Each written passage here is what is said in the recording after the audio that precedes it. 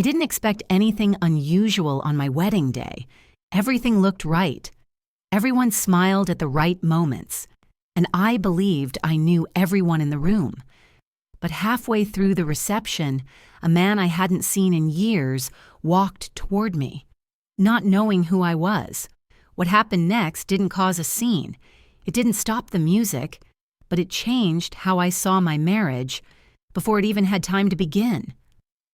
I stood in front of the full-length mirror in the bridal suite, watching my mother adjust the small pearl clasp at the back of my neck. The ivory dress fit perfectly, which felt like a minor miracle given all the alterations. My sister Janine was touching up her lipstick in the corner, and my cousin Rhonda kept checking her phone, probably coordinating with the photographer downstairs. The morning had passed in that strange, dreamlike way wedding mornings do, where every small task feels both significant and completely arbitrary. I had eaten half a bagel. I had answered 17 text messages. I had let people fuss over my hair until I stopped seeing myself in the mirror and started seeing their collective vision of what I should look like. Outside the window, I could see the church parking lot filling with cars. People were arriving early, standing in small groups near the entrance, women adjusting their hats, men checking their watches. The sky was that particular shade of blue that makes everything look like it's supposed to be perfect. My mother stepped back, examining her work. She tilted her head slightly, then reached forward to adjust the clasp again, moving it maybe a quarter of an inch. Her hands were steady. "You look beautiful, baby," my mother said quietly, stepping back to examine her work. She had tears in her eyes, which I had expected. What I hadn't expected was the small knot of anxiety in my own chest, the feeling that something fundamental was about to shift, and I wasn't entirely certain I was ready for it. "Thank you, Mama." Janine turned from the mirror. "We should head down in about 10 minutes. Tyler's already at the church with his groomsmen." Tyler. My husband. That word still felt strange in my mouth, even though we had been engaged for 14 months. Tyler Morrison, the man I was about to marry, the man who had proposed to me on a boat in Annapolis with his entire family watching from the shore. He was thoughtful, successful, and he loved me in a way that felt both comforting and overwhelming. Before we dive in, I want to ask you something. Where in the world are you listening from? Drop your city or country in the comments. I love seeing how far our community reaches. And if you haven't subscribed yet, now's the perfect time. Your support truly helps this community grow. Thank you for being here. My phone buzzed on the vanity. Tyler checking in. The third time this morning. Just wanted to make sure you're okay. Can't wait to see you. I typed back quickly. I'm good. See you soon. Rhonda glanced at my phone. Tyler again? He's excited. He's nervous, my mother corrected gently. That's normal. I nodded and slipped the phone into my small clutch. Through the window, I could see guests arriving at the church across the street, women in bright dresses and elaborate hats, men in sharp suits. My Aunt Lorraine was standing near the entrance talking to Tyler's uncle, gesturing with her hands in that animated way she had. Everything looked exactly as it should. A knock on the door. My father's voice. "We ready in there?" Janine opened the door a crack. 5 more minutes. "All right, I'll be right outside." His footsteps moved away down the hallway. Janine closed the door again and turned to look at me. She didn't say anything, just looked, and I wondered what she was seeing. My mother handed me my bouquet, white roses and something green I couldn't name. It was heavier than I expected. The ceremony itself was a blur. I remember the walk down the aisle, my father's arm steady beneath my hand. I remember Tyler's face when he saw me, the way his eyes went soft and then immediately searched mine, as if checking for something. I remember the vows, my voice sounding steadier than I felt. I remember the kiss, brief and formal, and the applause that followed. What I remember most clearly is the relief I felt when it was over, when we were pronounced married and the formal part was done. I hadn't realized how tense I had been until we were walking back up the aisle together, Tyler's hand warm in mine, and I could finally breathe. In the vestibule, while guests filed out toward their cars, Tyler pulled me aside into a small alcove. "You okay? You seem quiet." "I'm fine, just taking it all in." He studied my face for a moment longer than felt necessary. "You're sure?" "I'm sure." He kissed my forehead, then my lips, then stepped back and smiled. "Let's go celebrate." His hand found the small of my back as we walked toward the waiting car. It stayed there the entire time we were outside, guiding me down the steps, toward the vehicle, into the back seat. The reception was at a hotel in downtown Baltimore, a place Tyler's mother had selected after visiting at least 15 other venues. The ballroom was elegant, all cream and gold, with centerpieces that had cost more than I wanted to think about. Our families mingled during cocktail hour while Tyler and I took photos in the garden. "You doing okay?" Tyler asked at one point, his hand resting on the small of my back as the photographer adjusted the lighting. "I'm good, a little overwhelmed. Just a few more shots, then we can go inside and relax." Relax seemed like an optimistic word for what a wedding reception entailed, but I smiled and nodded. Tyler squeezed my hand. He was good at small gestures like that. Physical reassurances that he was present and attentive. The photographer moved us to a different spot, under a trellis covered in white flowers. Tyler positioned me carefully, adjusting the train of my dress, moving my hand to rest on his chest. "Perfect," he said quietly, and I wasn't sure if he was talking to me or the photographer. The light was fading, that golden hour photographers love. Tyler's hand on my waist firm and certain. The photographer circling us, calling out instructions. "Chin up, look at him. Now look at me. Now both of you look at each other. Hold it, perfect, again." I could hear the reception starting inside. Music, voices, laughter carrying through the open doors. By the time we entered the ballroom for our introduction as husband and wife, I had been in heels for nearly 6 hours, and my face hurt from smiling. The DJ announced us. Everyone applauded, and we made our way to the head table where our wedding party was already seated. Dinner service began, and I found myself going through the motions, cutting the cake, dancing the first dance, listening to speeches that were alternately touching and too long. Tyler's best friend told a story about their college days that made everyone laugh, and my maid of honor, Shanice, gave a speech that made me cry, which I had also expected. What I hadn't expected was how disconnected I felt from all of it. I kept looking around the room, seeing people I loved, people who had traveled to be here, people who were genuinely happy for us, and feeling like I was watching it all from a great distance. The band was playing something old, something my parents' generation would recognize. I watched couples move onto the dance floor, the older ones first, comfortable in each other's arms, my aunt and uncle, Tyler's parents, strangers finding rhythm together. Tyler's hand found mine under the table. "You seem quiet." "Just taking it all in." He nodded, seemingly satisfied with that answer, and turned to respond to something his cousin was saying. I took a sip of champagne and tried to shake off the strange melancholy that had settled over me. The tablecloth was cream-colored, heavy fabric. Someone had spilled water near the centerpiece. A small dark spot spreading slowly. I watched it expand, the way the liquid moved through the weave. After dinner, people started moving around more freely. The dance floor filled with relatives dancing to old Motown songs. Children ran between tables despite their mother's warnings to slow down. The bar was 3 people deep. Everything was exactly as Tyler had planned it. I excused myself from a conversation with Tyler's Ann about honeymoon destinations and moved toward the edge of the ballroom, near the entrance where it was quieter. I could still see everything, the dancing, the laughing, the celebration. But from here, it felt more manageable, less like I needed to be constantly performing. A waiter passed carrying a tray of empty glasses. Another followed with champagne, the rhythm of service, invisible unless you were watching for it. Tyler's grandmother, a tiny woman named Dorothy, who everyone called Nana, was making her way slowly across the room with her cane. She paused when she saw me and smiled. taking a little break, just for a minute. Smart girl, these things can be exhausting. She patted my hand. You looked beautiful up there. Tyler's a lucky man. Thank you, Nana.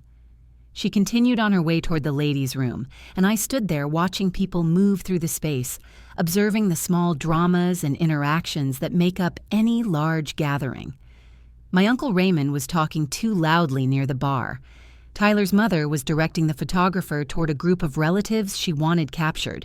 Janine was dancing with her boyfriend, her head on his shoulder. The music changed, something faster. More people joined the dance floor. That's when a man approached me. He was well-dressed, maybe early 30s, with a warm smile and an easy confidence that suggested he was comfortable at events like this. I had never seen him before. Congratulations, he said, extending his hand. Beautiful ceremony. Thank you, I replied, shaking his hand automatically. I'm sorry, are you with Tyler's family or mine? Tyler's side. I work with his brother, James. He invited me. I hope that's okay. Of course, absolutely. I'm glad you could make it. There was a brief pause, the kind that happens at weddings when you're talking to someone you don't know and trying to find common ground. He seemed like he was about to say something else when someone nearby called out to him. Kevin, there you are. He glanced over his shoulder, then back to me. I'm Kevin, by the way. I don't think we've met before. I'm Nia. The moment I said my name, I saw something change in his face, a flash of recognition followed immediately by confusion, then what looked like disbelief. His eyes widened slightly, and I felt my own stomach drop because I recognized him too, in that same terrible instant. Kevin Lawrence. From 7 years ago, from a relationship that had ended badly, that I had worked very hard to forget, that I had certainly never mentioned to Tyler because it had felt like something from another lifetime entirely. We stood there, frozen, neither of us speaking. I could see him trying to process what was happening, trying to reconcile the woman in the wedding dress with the person he had known years ago. I watched his face go through several expressions in rapid succession: shock, panic, something that might have been horror. The music was still playing. Someone laughed loudly near the bar, the normal sounds of celebration continuing around us. He took a step backward, still staring at me. Behind him, Nana was making her way back from the ladies' room, moving slowly with her cane. Kevin didn't see her. He took another step back, and that's when he collided with her. I heard a sharp intake of breath, a muffled exclamation, and then the sound of someone falling. Nana went down slowly, her cane clattering to the floor beside her, her small body crumpling in a way that made my chest tighten. Several people rushed forward immediately. Tyler appeared from somewhere behind me, pushing past Kevin to kneel beside his grandmother. James was there too, and Tyler's mother, all of them talking at once, asking if she was hurt, trying to help her up. I looked at Kevin. He was still standing in the same spot, staring down at Nana on the floor, his face completely white. For a moment, I thought he would bend down. Help! Do something. But he didn't. He just stood there, paralyzed, and then he turned and walked quickly toward the exit. I watched him leave. I watched him push through the doors and disappear into the hallway, and I felt something cold settle in my chest. Not anger exactly. Something quieter than that. Someone had retrieved Nana's cane. Someone else was bringing water. The small crowd adjusted, made space, moved with practiced concern. Tyler helped his grandmother to her feet. She seemed shaken but not injured, insisting she was fine, waving away everyone's concern. Someone retrieved her cane. Someone else brought her water. The small crowd that had gathered began to disperse, returning to their conversations, their dancing, their celebration. But Tyler's face had changed. He looked tense, his jaw tight, his eyes scanning the room. He stayed kneeling beside her for a moment after she was settled in a chair, his hand on her arm, asking questions I couldn't hear from where I stood. "Did you see who knocked into her?" he asked me quietly, once Nana was settled back at her table with an ice water and half the family hovering around her. "Someone from James's work, I think. He said his name was Kevin. Tyler's expression darkened. He just left. Didn't even apologize. Didn't check if she was okay. I didn't respond. I was thinking about Kevin's face when he recognized me, the way he had looked at me like I was a ghost.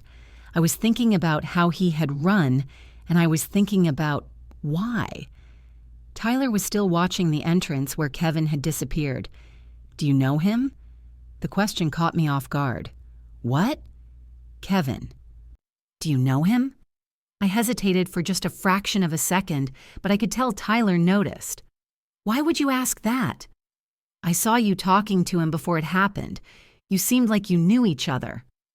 "He introduced himself, that's all." Tyler looked at me for a long moment, and I could see him processing something, cataloging the interaction, filing it away. Then he nodded and turned back toward his grandmother's table. The band started playing again. People returned to the dance floor. The reception continued as if nothing had happened. I stood near the entrance for a while longer, watching the celebration from a distance. Tyler was at his grandmother's table talking with his mother and aunts, checking on Nana. He glanced in my direction once, twice, making sure I was still there. The photographer was taking candid shots now, moving through the crowd. I watched him capture moments people wouldn't remember making. A laugh, a touch, the in-between. The rest of the reception passed in a strange haze. I danced with my father and Tyler's father. I posed for more photos. I smiled and thanked people and acted like everything was exactly as it should be. But I could feel Tyler watching me more closely than usual. I could feel his attention shifting, sharpening. Each time I moved to a different part of the room, I would catch him looking. Not obviously, just small glances, quick assessments, keeping track. My mother came over at one point asking if I was having a good time. I told her yes. She smiled and kissed my cheek and moved on to talk to other relatives. I wondered if she believed me. When we finally said goodbye to the last guests and made our way up to the honeymoon suite the hotel had provided, I was exhausted in a way that went beyond physical tiredness. Tyler loosened his tie and poured himself a drink from the minibar. "What a day," he said. But there was something off in his tone, something I couldn't quite identify. "Yeah," I agreed, sitting down on the edge of the bed and removing my heels with a relief that was almost painful. He was quiet for a moment, swirling the whiskey in his glass. I could feel him watching me in the mirror's reflection as I started removing my jewelry, the earrings first, then the necklace, my fingers working the small clasps. "That guy who knocked into Nana," Tyler said finally. "Kevin, you said you talked to him?" "Briefly, just to say hello. He came up to congratulate us." "What did you talk about?" I looked at him in the mirror. "Nothing really. He introduced himself. That was about it." Tyler nodded slowly, still not looking directly at me. He seemed to leave in a hurry. "I guess he felt bad. About your grandmother." "Yeah." Tyler took a drink. Weird that he didn't apologize, though. You'd think if you knocked someone over, especially an elderly woman, you'd at least make sure she was okay before you took off. I started unpinning my hair, letting it fall around my shoulders. The silence stretched between us. Each pin made a small sound as I set it on the dresser. 1, 2, 3, 4. "James said he barely knows the guy," Tyler continued. "Said he invited him because they worked on one project together and he seemed nice. Now James feels terrible. It was an accident. Still." Tyler set his glass down on the dresser with a careful precision that suggested he was working very hard to stay calm. "Did you know him? Before today?" The question hung in the air between us. I could have lied. Part of me wanted to, but I was too tired, and something about the way Tyler was watching me made me feel like he already suspected the answer. A long time ago. Yes. He set his glass down on the dresser with a careful precision. How long ago? 7 years. Maybe 8. "And you didn't think to mention that one of the guests at our wedding was your ex-boyfriend?" "I didn't know he was going to be here. I didn't know James knew him. I haven't seen him or thought about him in years, Tyler." "But when you saw him tonight, you recognized him." "Eventually." Not right away. Tyler ran his hand through his hair, a gesture I recognized as frustration. This is exactly the kind of thing that should have come up before we got married, Nia. I should have known about this. Known about what? That I dated someone 7 years ago? That relationship ended before I even met you. It has nothing to do with us. It has everything to do with us when he shows up at our wedding and you're standing there talking to him like it's nothing. I stood up, feeling defensive now. I talked to him for maybe 30 seconds before we both realized who the other person was. Then he literally ran away. I don't understand what you're upset about. I'm upset that I'm finding out about parts of your past from watching some guy panic and knock over my grandmother. I'm upset that you apparently don't think I need to know these things. You never asked about my past relationships. We never had that conversation. Because I assumed if there was anything important, you would tell me. I felt something shift then, something subtle but significant. Tyler had always been attentive, always interested in my life, my thoughts, my day. I had appreciated that about him, but now I was seeing it from a different angle. I'm going to change, I said quietly, picking up my overnight bag and heading toward the bathroom. Nia. I closed the bathroom door before he could finish. I stood there for a moment, leaning against the sink, looking at myself in the mirror. My makeup was still perfect. My hair was still mostly in place. I looked exactly like a bride was supposed to look. But I felt something unfamiliar settling into my bones. The bathroom was large, marble and chrome. Someone had left small bottles of lotion and shampoo arranged on the counter. I picked one up, read the label without really seeing the words, set it down again. I changed into the nightgown that Shanice had insisted I buy for my wedding night, something delicate and expensive that I hadn't particularly wanted. When I came out, Tyler was sitting on the bed, his jacket and tie removed, looking at his phone. "I'm sorry," he said, not looking up. "I didn't mean to start a fight on our wedding night." "It's okay. It's not okay. I don't like surprises, you know that." I did know that. Tyler was a planner, someone who liked to know all the variables, all the possible outcomes. It was what made him good at his job, good at managing projects and people. It was also, I was beginning to realize, what made him need to know everything about me. I got into bed, and he set his phone aside and turned to me.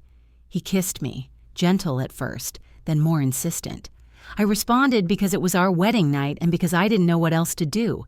But even as we moved together, I felt that same strange distance I had felt all day, like I was watching from somewhere outside myself. His hands on my skin, the weight of him, the sounds he made, all of it familiar from the past year together, but somehow different now, changed by something I couldn't name. Afterward, Tyler fell asleep quickly, his arm heavy across my waist.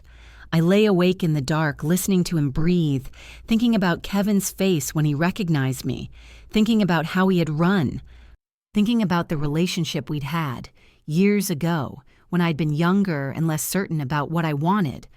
Kevin had been charming and unreliable in equal measure. He had made promises he didn't keep. He had borrowed money he never paid back.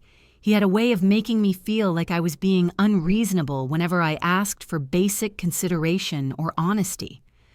The relationship had ended after I finally got tired of being disappointed, tired of making excuses for him, tired of feeling like I was always waiting for him to become the person he claimed he was going to be. I had moved on. I had built a different life. I had met Tyler, who was everything Kevin wasn't: stable, successful, reliable. A man who showed up when he said he would, who followed through on his commitments. But lying there in the dark, I found myself thinking about different kinds of reliability. Through the window, I could see the city lights. Baltimore at night, quiet from this height. Cars moving on distant streets, the world continuing as it always did. When I finally fell asleep, it was almost dawn. The next morning, Tyler was already awake when I opened my eyes. He was sitting in the chair by the window, dressed in slacks and a polo shirt, looking at his phone. "Morning," I said, my voice still thick with sleep. He looked up and smiled, but it didn't quite reach his eyes. Morning. I ordered us breakfast. Should be here in about 20 minutes. You didn't have to do that. I wanted to. Thought we could eat before we head back to the apartment. I sat up, pulling the sheet around me. What time is it? Almost 9. I let you sleep in. I nodded and got out of bed, heading to the bathroom. When I came back out, Tyler was still in the same position, still looking at his phone. The chair was angled toward the window, but I could tell he had turned it slightly so he could see the bed, see me. Everything okay? I asked. Fine, just checking some work emails. On the day after our wedding? He glanced up.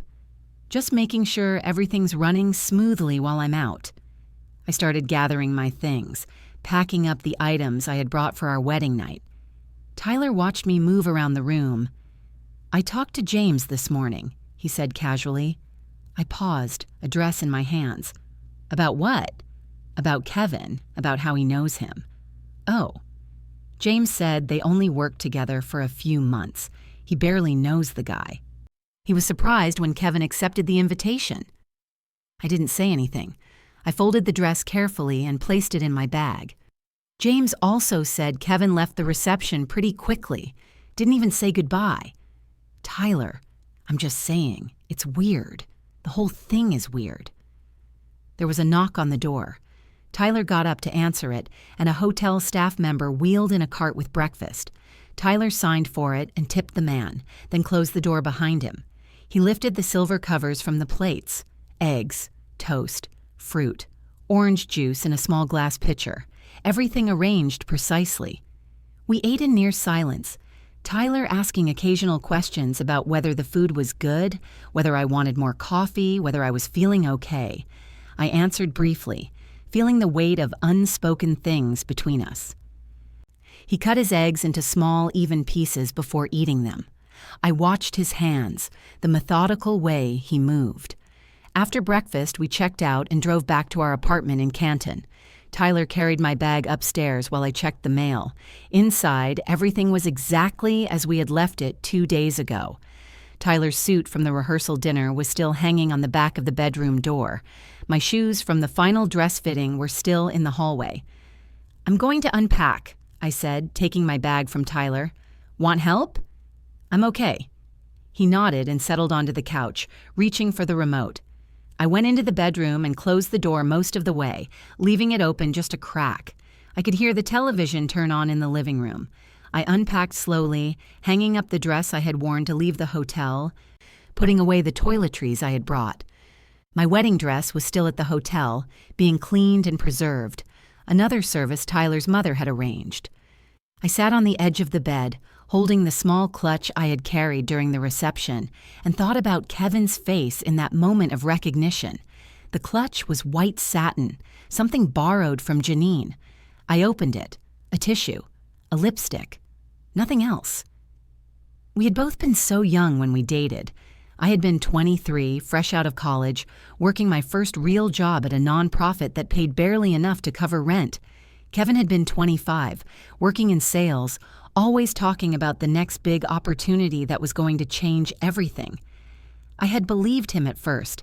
I had believed a lot of things. My phone buzzed. A text from Shanice. How was the wedding night?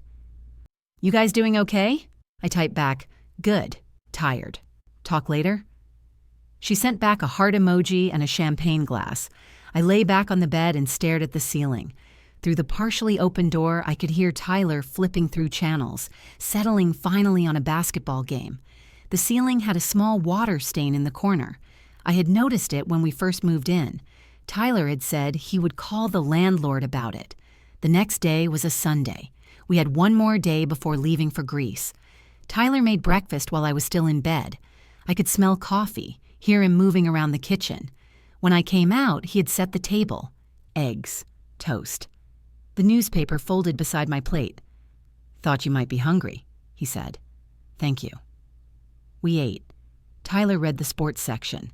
I looked at my phone. Scrolling through wedding photos people had already posted. Everyone looked happy. Everyone looked exactly as they should. We should probably start packing today, Tyler said, for the trip. Okay. I made a list of things we'll need.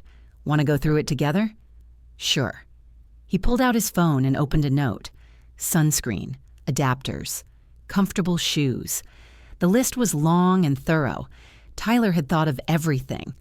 We left for our honeymoon in Greece 2 days later. Tyler had planned the entire trip, selecting the hotels, arranging the tours, scheduling every activity. He had presented it to me as a gift months ago, and I had been grateful. I hadn't wanted to think about logistics. The flight was long, and Tyler slept most of the way. I watched movies and tried not to think about the way he had looked at me in the hotel room when asking about Kevin. Tried not to think about the careful way he had phrased his questions, like he was gathering information rather than just making conversation. The woman in the seat across the aisle was reading a book. She turned pages slowly, sometimes pausing to look out the window. I wondered where she was going, what she was leaving behind. Our hotel in Athens was beautiful, all white stone and blue accents, with a view of the Acropolis from our balcony. Tyler had arranged for champagne and flowers to be waiting in the room. It was thoughtful. It was romantic. It was exactly what a honeymoon should be. What do you want to do first? Tyler asked as we unpacked. Maybe just walk around. See the neighborhood? He pulled out his phone and opened a map. I made us a reservation at that restaurant everyone talks about. It's about a 20-minute walk from here. What time? 7. That gives us a couple hours to explore. We walked through the narrow streets of Plaka, past shops selling tourist trinkets and restaurants with tables spilling out onto the sidewalks. Tyler took photos of everything, posing me in front of ancient ruins, capturing moments that looked spontaneous but were carefully staged. He would stop me mid-step, tell me to turn slightly, adjust my position with his hands on my shoulders. Smile, he said, holding up his phone. This is for our album. I smiled. I was good at smiling by now. At dinner, Tyler ordered for both of us after consulting the menu extensively. Trust me, he said. I did a lot of research on the best dishes here. The food was excellent, and Tyler was pleased with himself for selecting well. He talked about the itinerary he had planned for the rest of the week, the sites we would visit, the experiences we would have. I listened and nodded and tried to feel excited about it. The waiter brought small glasses of something clear and strong. Ouzo, Tyler explained. He had read about it. You're quiet again, he said at one point. Just taking it all in. It's beautiful here. It is. He reached across the table and took my hand. I'm glad we're here together.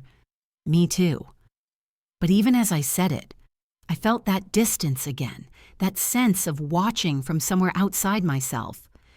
Over the next few days, we fell into a pattern. Tyler would wake up early and plan our day while I was still getting ready. We would have breakfast at the hotel, then set out for whatever activity he had scheduled. Museums, archaeological sites, beaches. Each day was full, each moment accounted for. He had printed out a detailed itinerary before we left. It was in his bag, folded and creased from being consulted multiple times a day. One afternoon, I wanted to wander through a small neighborhood we were passing, narrow streets with colorful doors and laundry hanging from balconies. Can we explore over there? I asked. Tyler glanced at his watch. We need to get to our next place, the Acropolis Museum. I bought time tickets. Could we go later? The tickets are for 2 o'clock. We can come back to this area another day. But we never did come back. I turned to look at the neighborhood as we walked past. A woman was watering plants on a small balcony. A cat sat in a window. The street curved out of sight. Another time, I expressed interest in a local market we passed, vendors selling produce and cheese and fresh fish. Tyler said it looked too crowded, too chaotic, not worth our time. I'm just trying to make sure we see the best things, he said. I did a lot of research on this trip. And I would nod, because he had, and because I appreciated the effort, but I was starting to feel like a passenger in my own honeymoon. One evening, we were supposed to have dinner at a taverna Tyler had selected, but I suggested we try a place I had noticed earlier, a small restaurant tucked down a side street with no tourists, just locals eating family style at long tables. Tyler frowned. I don't know anything about that place. It might not be good. We could try it. We have a reservation at the other place. I called ahead to make sure we could get a table. We could cancel. Nia, I planned this carefully. Can we just stick to the plan? I let it go. I let a lot of things go during that trip. The taverna Tyler had chosen was nice. The food was good. Other tourists filled the tables around us, all of them with their phones out, documenting their perfect honeymoons. On our last night in Greece, we had dinner at a restaurant on the water, watching the sunset over the harbor. Tyler took a photo of us, his arm around my shoulders, both of us smiling. It looked perfect. It looked like two people deeply in love, celebrating their new marriage in one of the most beautiful places in the world. This has been incredible, Tyler said. Thank you for being such a good sport about everything. A good sport. As if I had been participating in a game rather than sharing a honeymoon. The sun was setting behind us. The water was turning orange and pink. It was objectively beautiful. We returned home to Baltimore at the end of August, and I went back to my job at the nonprofit where I worked as a program coordinator. Tyler went back to his position at a consulting firm. We settled into married life in the apartment we had moved into together 6 months before the wedding, a 2-bedroom in Canton that Tyler had found and I had approved. Everything seemed normal on the surface. We had dinner together most nights. We watched shows Tyler selected. We made plans with friends, usually couples Tyler knew from work or college. Tyler would come home from work and ask about my day. I would tell him. He would nod and file away the information, asking follow-up questions days later about things I had mentioned once in passing. I saw my own friends less frequently, not because Tyler explicitly discouraged it, but because there was always something else scheduled, something he had already committed us to. The first time I suggested meeting Shanice for drinks, Tyler reminded me we had dinner with his college roommate. The second time, we had tickets to a show. The third time, I didn't suggest it at all. I thought we were going to do that thing with Shanice and Tanya, I said one Saturday, when Tyler announced we were having brunch with his cousin. This is important, Nia. Marcus is going through a hard time. His girlfriend just moved out. But I already told Shanice we'd meet her. Can't you reschedule? This is family. I texted Shanice. I rescheduled. I did that more and more often. It was easier than arguing, easier than trying to explain why I felt like my time and my commitments mattered less than his. Shanice texted back, "No worries, rain check, XO." But I could feel the pattern forming, could feel my friendships becoming something I had to fit into the spaces Tyler left available. One evening in late September, my phone rang while we were watching television. It was my mother, wanting to know if I could come by on Sunday to help her organize some old photos. Tyler glanced at me when I answered. "Who is it?" he asked after I hung up. "My mom. She wants help with some family photos." "This Sunday?" "Yeah, I told her I'd come over after church." Tyler frowned. "I thought we were going to that wine tasting with James and Rachel. I didn't know we had plans. You didn't mention it." "I mentioned it last week. You probably forgot." I didn't think he had mentioned it, but I also couldn't be completely certain, and that was becoming a pattern too. Tyler would reference conversations I didn't remember having, plans I didn't recall making, and I would start to question my own memory. Sometimes he would mention these things in passing, casually, as if they were established facts. "We had already discussed this. I told you about this. You said you were fine with it." "I can do both," I said finally. "Help my mom in the morning, meet you at the wine tasting in the afternoon. The wine tasting starts at noon. Then I'll go to my mom's after. It's fine." Tyler was quiet for a moment, then nodded. "Okay, just text me when you're on your way." Of course. I did text him when I left my mother's house on Sunday. I also texted him when I arrived at the wine tasting venue. When I walked in, Tyler was sitting at a table with James and Rachel, and there was an empty chair next to him with a glass of wine already poured. "You made it," Tyler said, standing to kiss my cheek. How was your mom's? Good. We got through about half the photos. That's great. We sat down, and the afternoon proceeded pleasantly enough, but I noticed Tyler watching me throughout the event, checking to see who I was talking to, monitoring how much wine I was drinking, keeping track of my conversations in a way that felt more calculated than casual. When I went to the bar to get water, I could feel his eyes following me. When I talked to Rachel about her new job, I could see him glancing over. When I laughed at something James said, Tyler's expression shifted slightly. Rachel's brother was there, a guy named Andre who worked in tech. We talked for a few minutes near the bar about the nonprofit I worked for, about community programs, about nothing particularly significant. On the drive home, Tyler asked, "Who was that guy you were talking to?" "Rachel's brother, Andre. He was asking about my work."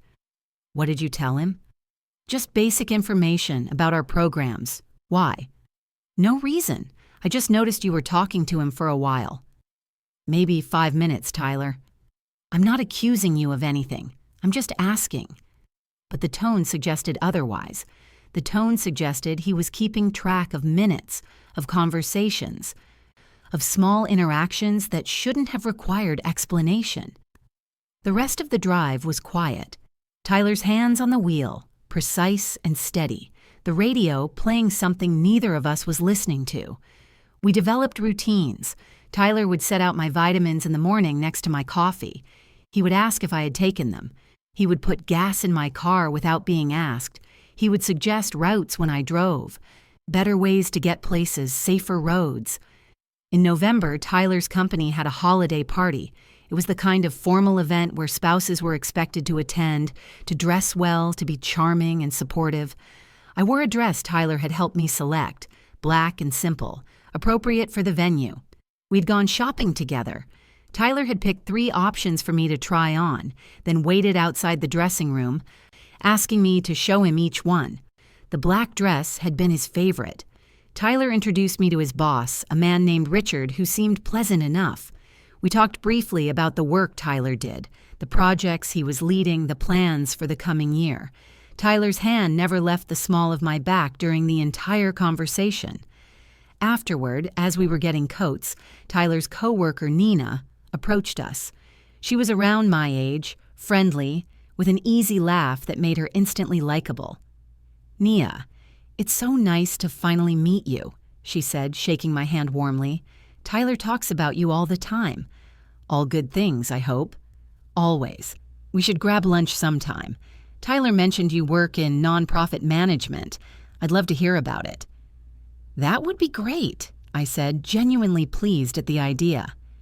Tyler smiled, but I could feel the tension in his body. "We should probably get going. Early morning tomorrow." In the car, he was quiet. I waited for him to say something, but he just drove, his jaw tight, his eyes on the road. "Nina seems nice," I said eventually. "She's fine." "She mentioned getting lunch." "Yeah, I heard." Another silence, longer this time. The streets were decorated for Christmas, lights strung between lampposts, a wreath on someone's door. "Is something wrong?" I asked. "No. Why would something be wrong? You seem upset." "I'm not upset, I'm just tired." But when we got home, he didn't go to bed. He poured himself a drink and sat in the living room in the dark. I changed into pajamas and found him there, staring at nothing. "Tyler, what's going on?" He looked at me, and there was something in his expression I hadn't seen before, something harder. "Do you think I don't notice?" he asked quietly. "Notice what?" "The way you are with other people, how you light up when you talk to them, how you're different with them than you are with me." I sat down slowly on the couch. "I don't understand what you're asking." "You barely talk to me anymore, Nia, but you had a whole conversation with Richard about community development. You were laughing with Nina like you've known her for years." "That's called being social at a work event, Tyler. That's what you do at these things." "It's more than that. You're pulling away from me. I can feel it." The accusation hung in the air between us, Part of me wanted to deny it reflexively, but I realized with a sudden clarity that he was right. I was pulling away. I had been pulling away for months, slowly, instinctively, in ways I hadn't fully acknowledged even to myself. "Maybe I am," I said quietly. Tyler set his glass down. "Why?" "Because I don't know who I am anymore when I'm with you. That's not fair. I'm just trying to build a life with you. I'm trying to be a good husband.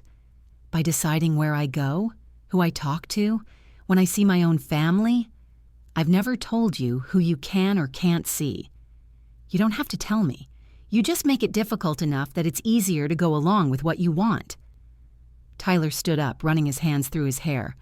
"I can't believe we're having this conversation. We just got married. We're supposed to be happy." "I know," I said, and I felt the weight of that truth settling over me. "I know we're supposed to be." He left the room.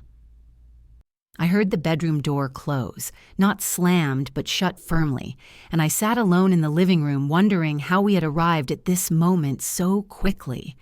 The ice in Tyler's abandoned glass was melting, small sounds of water dripping.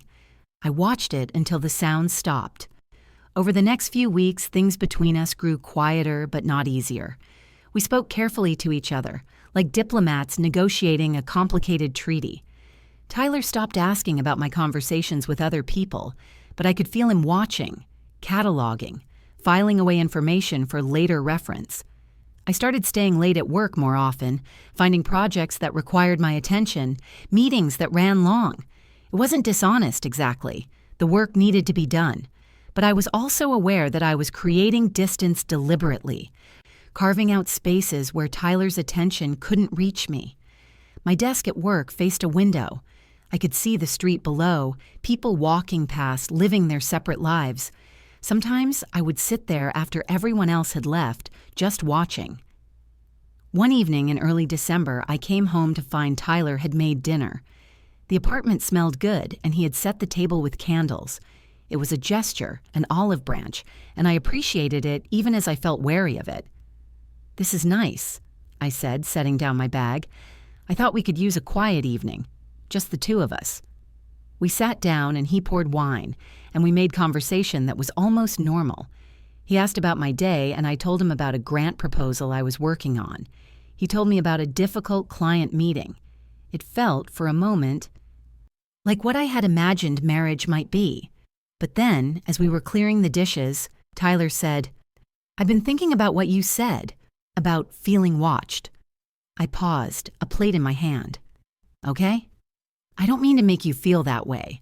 I'm invested in us, in making this work." "I know. Do you?"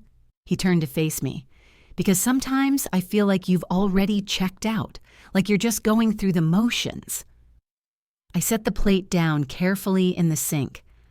"I'm trying, Tyler. I'm here. I'm doing my best. But you're not happy." It wasn't a question. It was a statement, and its accuracy made it impossible to argue with. "I don't know what you want me to say. I want you to tell me what I can do differently." And that was the problem, I realized. Tyler approached our marriage the way he approached everything else, as a project that could be managed, a problem that could be solved with the right inputs and adjustments.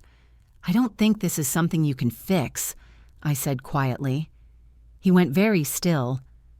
"What does that mean?" "I mean that this isn't about you doing things differently. This is about who we are together." "We make perfect sense. Everyone said so. Your family loves me. My family loves you. That's not the same as us actually working."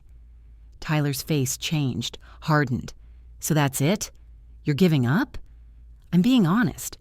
"No, you're running away, just like you always do." I didn't respond to that. I just turned back to the sink and continued washing dishes. The water was hot, steam rising, my hands moving through familiar motions. Tyler left. The front door opened and closed, and I was alone in the apartment with the dinner he had made, the candle still burning on the table. He was gone for hours. I cleaned up, put away the food, blew out the candles. I sat on the couch and waited, Not because I thought his return would solve anything, but because I didn't know what else to do. I turned on the television but didn't watch it. Just let the images move across the screen, sound without meaning. When Tyler came back, it was after midnight. He smelled like cold air and alcohol. He sat down heavily in the chair across from me. "I don't want to lose you," he said. "I know. But I don't know how to be with someone who doesn't want to be known. I want to be known. I just want to be known in a way that doesn't feel like interrogation." He nodded slowly. "So, where does that leave us?" "I don't know." We stayed like that for a while, sitting in our living room in the middle of the night, two people who had promised to love each other, but were discovering they had very different ideas about what that meant. Outside, a car passed, then another, the city continuing around us. The holidays came. We went through the motions with both families, opening gifts, eating meals, pretending everything was normal. Tyler's mother asked when we were going to start trying for a baby, and I saw Tyler's face tighten at the question, saw him glance at me before changing the subject. My mother pulled me aside during Christmas dinner. "You seem different." "I'm fine, Mama, just adjusting." "Marriage is hard work," she said, which was what people always said. She touched my cheek. A gesture from childhood. I almost told her everything. Almost. In January, the apartment felt different. Smaller, somehow.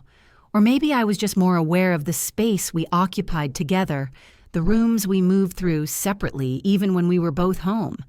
In February, Tyler announced he had been offered a promotion. More money, more responsibility, longer hours, more travel. "What do you think?" he asked. "It sounds like a great opportunity." "But?" "No but, it's great." "You don't sound excited." "I'm happy for you, Tyler. If this is what you want, you should take it." He set down his fork. "What I want is for my wife to be happy that I'm succeeding." "I am happy for you. You're indifferent. You've been indifferent to everything for months." I didn't argue. "I'm taking the job," Tyler said. "And I think we should go to couples counseling." "Okay." We started counseling in March. The therapist was a woman named Dr. Ellis, calm and professional. Tyler was articulate and engaged. I listened and tried to explain my side, but my words felt inadequate. "It sounds like you both have different attachment styles," Dr. Ellis said after our third session. Tyler nodded like this made sense, like it was a problem that could be solved. The counseling sessions became another scheduled activity. Tyler would ask me afterward what I thought, what I had learned, whether I was applying Dr. Ellis's suggestions. We drove home from each session in silence. Tyler's questions would come later, after we were home, after he had time to process. The sessions continued through the spring. Dr. Ellis would ask questions. Tyler would answer thoughtfully. I would sit and try to find words for things I couldn't quite articulate. In April, Tyler had to travel for work for the first time since the promotion. 4 days. "You'll be okay?" he asked the morning he left. "Of course."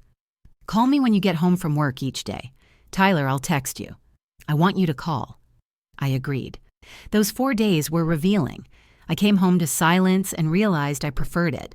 I made my own dinners. I spent an evening with Shanice and realized how much I had missed her. "You seem lighter," Shanice said. "Do I?" "Yeah." When Tyler came home, he seemed to sense the shift. He was more attentive, more careful, but also more anxious. "I missed you," he said. "I missed you too," I said, and it wasn't entirely a lie, but it wasn't entirely true either.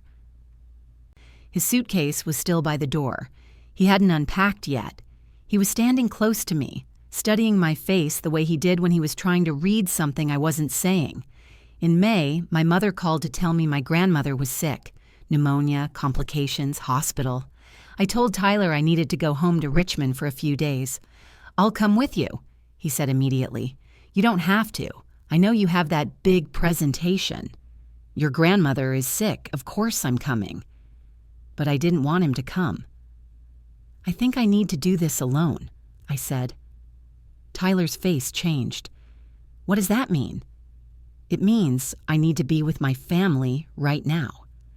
I'm your husband. I'm your family too. I know, but this is different. How is it different? I couldn't explain it in a way that wouldn't hurt him. Please, I said. I'm asking you to let me do this. He was silent for a long time. Finally, he nodded. Okay, but call me. Every day. I will. I drove to Richmond that afternoon. My grandmother recovered slowly, and I spent a week at my mother's house, sleeping in my old room, helping with meals, sitting beside my grandmother's bed. My mother and I talked more during that week than we had in months. You don't sound happy, baby, she said one evening. I don't know if I am. Marriage is hard. Your father and I went through rough patches. This feels like more than a rough patch. She looked at me carefully. What does it feel like? Like I'm disappearing. My mother pulled me into a hug, and I let myself cry for the first time in months. You don't have to stay in something that's hurting you, she said quietly. You don't have to disappear for anyone. I went back to Baltimore at the end of the week. Tyler picked me up and we drove home together in near silence. How's your grandmother? He asked. Better. Good. More silence. Did you think about us while you were gone? Yes. And? I think we need to talk. We sat in the living room that evening, and I told him everything. About the weight of his attention, about feeling monitored, about not knowing who I was anymore. Tyler listened, his face going through various expressions. I didn't know, he said finally. I tried to tell you. Not clearly enough. Would it have made a difference? He thought about that. I don't know. Maybe. That's the thing, Tyler. You're always trying. But I don't want to be a project. So what are you saying? I'm saying I don't know if we should stay married. The words hung there. Tyler's face crumpled. Don't make any decisions right now, he said. Please. I nodded. But over the following weeks, nothing changed. We were polite, careful, but the distance only grew. The apartment felt smaller, or maybe I just noticed its boundaries more. We stopped eating dinner together as often. Tyler would work late. I would work late. We would pass each other in the hallway and the kitchen like roommates who happened to share a lease. In June, Shanice asked me to be honest with her. Are you leaving him? I think so, yes. When? I don't know, soon. What are you waiting for? I didn't have a good answer. That night, I came home to find Tyler sitting in the dark living room. I can't do this anymore, he said. I sat down. Can't do what? This, waiting for you to decide. I know. Are you leaving? I looked at him. Yes. He nodded slowly. When? I'll start looking for a place this week. Just like that. There's nothing just like that about it, Tyler. This has been building for months. I love you, he said, and his voice broke. I know, I love you too, but I don't think that's enough. We sat there for a while longer, not talking. Eventually, Tyler went to bed, and I stayed on the couch. The next few weeks were strange. I looked at apartments online. Tyler didn't ask where I was looking. I started packing small things, books, photos, things that wouldn't be missed immediately. I moved out in July, into a small one-bedroom in Federal Hill. Tyler helped me move. We were civil, almost friendly. The movers came early. Tyler and I worked alongside them, carrying boxes, wrapping furniture. It felt surreal, dismantling the life we had tried to build. The divorce was filed in August. It would take time, but the emotional separation was already complete. I saw my mother in September. Do you regret it? I thought about that. No, I think I needed to go through it to understand what I don't want. The divorce was finalized in December. Tyler sent me a text. Simple, just that it was done, and a wish that I'd be happy. I responded with the same. On New Year's Eve, I stayed home alone. I didn't go to a party. I didn't make resolutions. I just sat in my small apartment, the one I had chosen, furnished with things I liked. And I felt something I hadn't felt in a long time. Peace. If this story moved you, don't forget to like, subscribe, and turn on notifications. And before you go, click on Hype to help this video reach even more people. Your support keeps these voices alive and keeps our community growing. Thank you for listening.